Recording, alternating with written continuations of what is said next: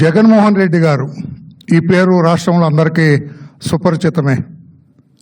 5 ఏళ్ళు మొన్నటి వరకు ముఖ్యమంత్రిగా చేసిన వ్యక్తి ఈరోజు పాపం దురదృష్టం 11 మంది ఆ పార్టీ నుంచి గెలవటం, ప్రతిపక్ష హోదాకు కూడా నోచుకోలేకపోవటం, ప్రతిపక్ష హోదా కావాలని ఆయన ఆందోళన చేయటం మనందరికీ తెలుసు. కానీ ఆయన అధికారంలో ఉన్నప్పుడు ఇంత గగ్గోలు పెట్టలేదు, ఇంత ఆందోళన చేయలేదు, ఇంత ఉత్సాహంగా లేడు. అధికారం పోయిన తర్వాత 15-20 రోజులకే యాక్టివ్ అయిపోయాడు మనిషి. ఏదో ఒకటి చేయాలి, అధికారం సంపాదించుకోవాలనుకుంటున్నాడు.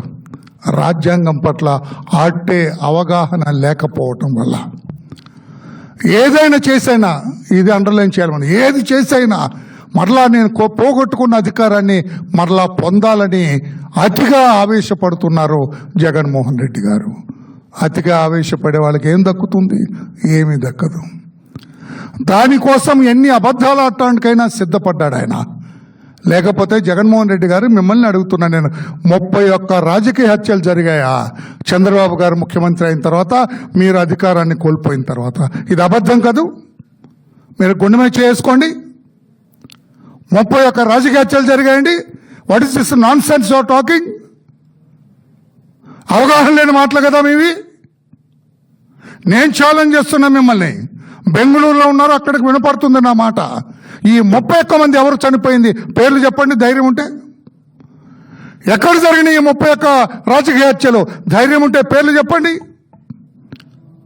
ఏ ఊళ్ళో జరిగినాయి రాజకీయ హత్యలు? ధైర్యం ఉంటే మీరు చెప్పండి.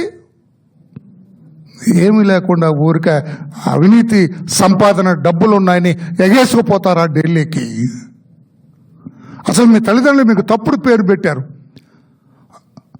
జగన్మోహన్ రెడ్డి అని కాదు, గోబెల్స్ రెడ్డి అని పెట్టాలి నీకు. YS Goebbels Reddy. అంత గోబెల్స్ ప్రచారం చేస్తారా? సరిగా నెల కూడా కాలేదు చంద్రబాబు నాయుడు గారు ముఖ్యమంత్రి అయి.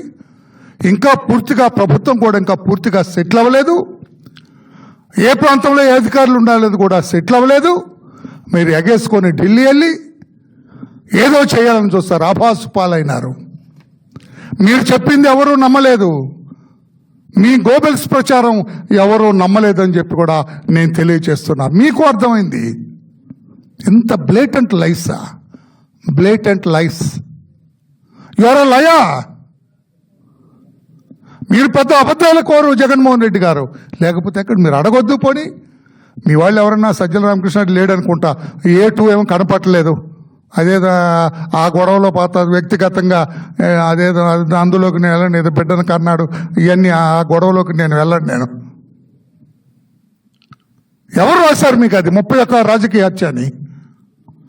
ఎవరు అవగాహన లేని వ్యక్తి, ఎవరు బుద్ధి లేని వ్యక్తి మీకు నోట్ ఇచ్చింది?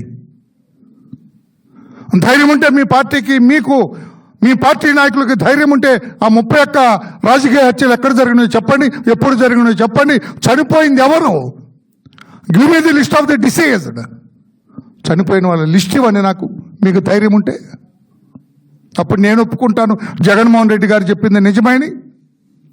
నేను రిక్వెస్ట్ చేస్తాను మా honourable chief minister Chandrababu Naidu గారిని, అయ్యా ఈ 31 కేసుల్లో యాక్షన్ తీసుకోండి అని చెప్పి నేను అడుగుతాను మీ తరఫున.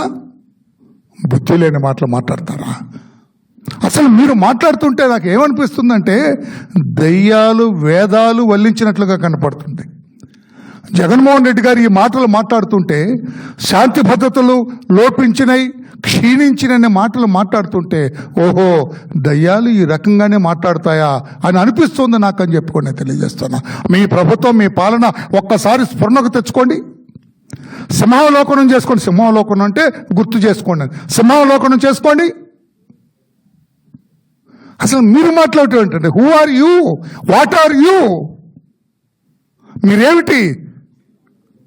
11 కేసుల్లో ఛార్జ్షీట్లు ఎదుర్కొంటున్న వ్యక్తి, 43,000 కోట్ల రూపాయలు పేద ప్రజల సొమ్ము కొట్టేశారు మీరని చెప్పి CBI, the highest investigation agency in Andhra Pradesh, sorry in India, వాళ్ళు చెప్పారు. ఆషామాషి వాళ్ళు చెప్పింది కాదు. ఏదో బెజవాడ ఎస్ఐ, గుంటూరు ఎస్ఐ చెప్పింది కాదు. ఇది భారతదేశంలో అత్యంత పేరు ప్రఖ్యాతులు గాంచిన సిబిఐ చెప్పింది ఇతను దోషి. 43,000 కోట్ల రూపాయలు కొట్టేశాడు ఇతను. అందుకే 16 నెలలైనా కూడా మీకు బెయిల్ రాలేదన్న విషయాన్ని ఒక్కసారి గుర్తు చేసుకోవాలి.